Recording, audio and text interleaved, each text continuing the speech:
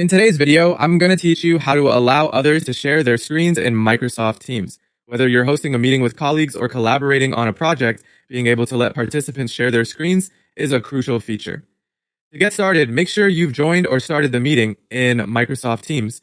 Once you're in, you'll see the meeting toolbar at the bottom of your screen, which is your gateway to a variety of options. Next, click on the More Actions icon, which looks like 3 dots. This will open a drop-down menu where you'll need to select Settings.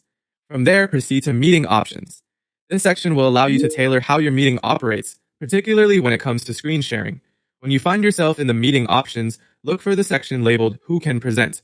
This is the key setting that dictates who has the ability to share their screen during your meeting. At this point, you have a couple of options to consider. Choosing Everyone means all participants in the meeting will have the ability to share their screens. This is particularly useful for collaborative environments where you expect multiple people to contribute visuals. On the other hand, if you select Only Me, you're essentially reserving the screen sharing capability solely for yourself, the meeting organizer. This option is effective in scenarios where you want to manage the flow of the meeting closely, ensuring that only your screen or content is being presented to the attendees. It's worth considering the context of your meeting when making this decision. If your meeting involves presentations or collaborative work, allowing everyone to share could enhance engagement and efficiency.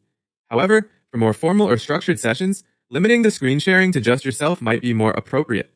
Once you've made your selection, it's crucial to save your choice to ensure that your settings are applied. Look for the Save button, usually located at the bottom of the Screen Options panel. Clicking this will lock in your sharing permissions, allowing participants to share according to your specified rules. And there you have it, a straightforward way to control screen sharing permissions in Microsoft Teams.